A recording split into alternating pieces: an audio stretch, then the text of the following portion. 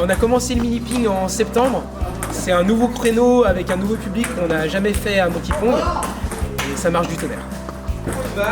Bravo! Ce qui est différent avec le public mini-ping, c'est qu'on propose vraiment des jeux autour du tennis de table, concentrés toujours avec un des 3 matériels du tennis de table, soit la balle, soit la raquette ou la table. Pas forcément les 3 ensemble, mais au moins un aspect du tennis de table pour leur faire manipuler le matériel. On développe ainsi la motricité fine et l'enfant va pouvoir ainsi se développer des compétences propres à notre sport. C'était trop facile. Allez, on recule encore. Alors en fait, on a pensé ce créneau du samedi matin comme un créneau familial et comme un créneau loisir en mode ramène tes potes. L'idée, c'est que pendant que Dimitri s'occupe des enfants, les parents peuvent jouer entre eux pour patienter, mais aussi jouer avec le grand frère, la grande sœur, un voisin, une voisine. Les jeunes du club aussi viennent pour, pareil, ramener des copains. Ils font des tournantes, ils font des trickshots, ils font des montées-descentes.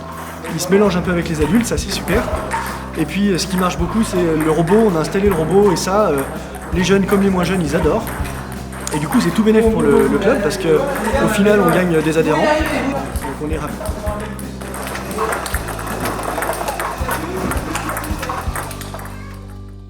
Donc on est là aujourd'hui avec Curisson Mondor pour le groupe Monkey Pong de 4-7 ans. Donc belle initiative du club. Nous le comité, on souhaite soutenir les clubs qui s'engagent dans ce dispositif. Pourquoi ? Il y a plusieurs leviers qui sont intéressants, notamment qu'on a un sport non traumatisant et du coup ça permet dès 4 ans de pratiquer ce sport, voire même jusqu'à 99 ans, ce qui permet d'avoir un lien intergénérationnel entre les différents membres de la famille. Il y a aussi 2 autres leviers qui sont intéressants, c'est pour la formation, puisque les jeunes on va les amener dès le plus jeune âge dans l'activité, ce qui permettra dans une optique de haut niveau d'avoir des jeunes qui sont formés dès le plus jeune âge.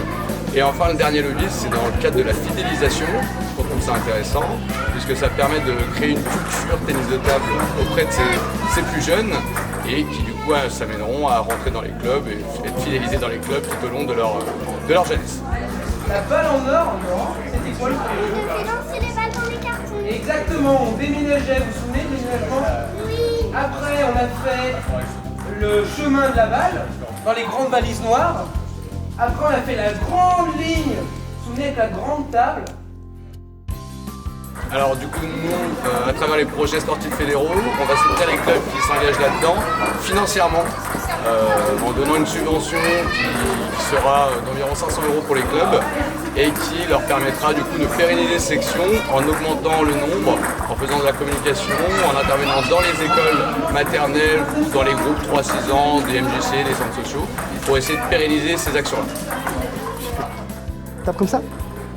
Super, à bientôt, merci. Moi je trouve que c'est trop bien parce qu'après on peut même faire du robot si on veut. Tu peux jouer au ping-pong bien sûr mais tu peux te défouler.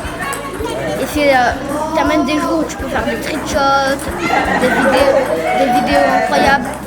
Franchement moi j'adore ce club. Si je pourrais le noter je le mettrais au moins 9. 9 sur combien? 9 sur 10, au moins 9. Au moins 9.